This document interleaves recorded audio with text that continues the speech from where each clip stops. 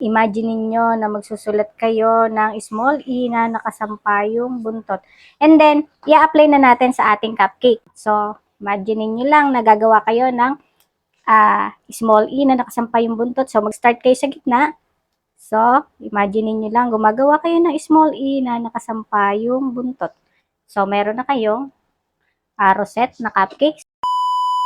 Hello guys, good morning. Ayan, alam kong dun sa mga matagal ko ng followers, pinakita ko na sa inyo kung paano ang basic na paggawa o pag-frost ng ating cupcake. So, sa mga baguhan na nagbe-bake at mga baguhan kong followers, ganito lang yung technique na aking tinuro na mas mabilis nating mauunawaan, lalo na sa mga newbie sa pagbe-bake or pag-icing ng cupcakes. So, sa pag-icing ng cupcakes, lagi nyo lang tatandaan, gagawa kayo ng small letter E na nakasampa yung buntot.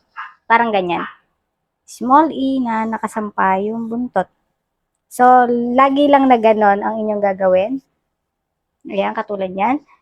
So, imagine niyo guys na nagsusulat lang kayo ng small letter E. Small letter E na nakasampa yung buntot. And then, ayan guys, isa pa, close up natin. Imagine niyo na magsusulat kayo ng small e na nakasampa yung buntot. And then, i-apply na natin sa ating cupcake. So, imagine niyo lang na gagawa kayo ng small e na nakasampa yung buntot. So, mag-start kayo sa gitna. So, imagine niyo lang gumagawa kayo ng small e na nakasampa yung buntot.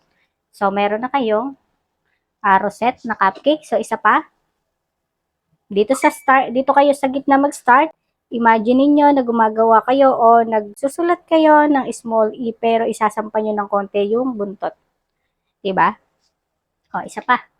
Nag-enjoy ka naman sa panunood. Ayan. So, ulit, dito sa gitna, gawa kayo o magsulat kayo ng small e na nakasampa yung buntot. 'Di ba? So, madami guys ang nangyayari dyan. Lagi kong nakikita dun sa tinuturuan ko, masyado nilang minamadali ang pag-ikot ng pinaka-piping bag. Feeling nila pagka mas minadali nila, mas magiging maayos. Tatandaan nyo lang lagi guys, huwag nyo aapurahin. Minsan kasi mas mabilis pa yung ikot ng inyong piping bag kaysa sa paglabas ng icing. So, kailangan ay sakto lang yung bilis. O, ulitin natin dito sa gitna tayo mag-start. And then, sulat kayo ng E na nakasampa yung buntot. So, ganyan lang.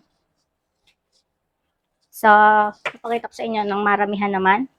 Di ba napaka simple lang na way natin and then hindi siya masyadong komplikado and then mabilis nyo matututunan talaga. Yun lang yung lagi nyo tatandaan. So, imagine niyo lang lagi na magsusulat kayo ng small e pero isasampan nyo ng konti yung pinakabuntot ng inyong e. So, gawa tayo.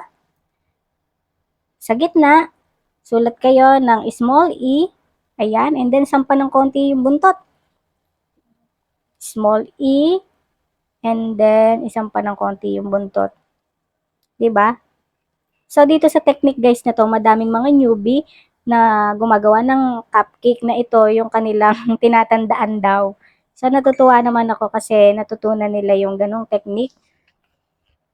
Syempre naman sa mga hustler na dyan, believe ako dun sa kanila.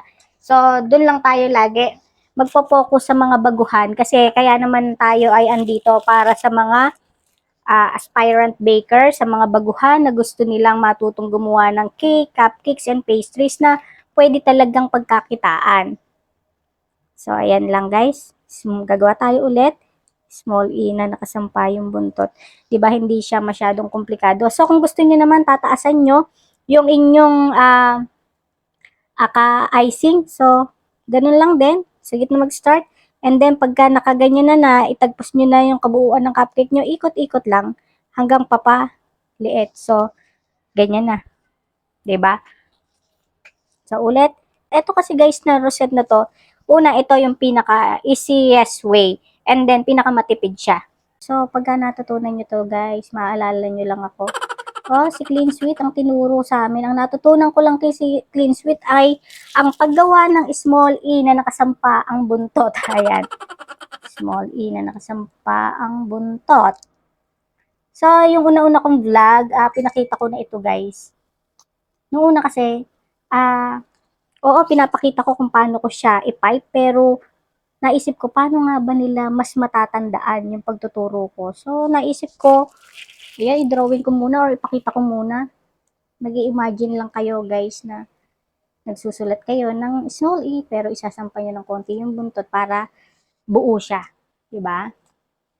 So, nasa sa inyo yung kung anong kulay yung gagawin nyo, kung anong kulay yung ikukulay nyo sa inyong pinaka-icing.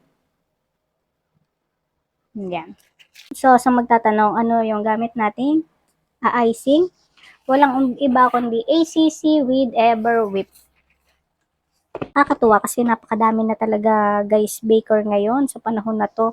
At marami talagang natutulungan ng pagbe-bake. Basta isa puso nyo lang. Kasi sabi nga ni Chinkitan, ang magpapaunlad sa sarili mo na negosyo ay yung mga bagay na gusto mo talagang ginagawa. Siguro dahil pag mahal mo yung ginagawa mo, mas lalo mo siyang pagbubutihan.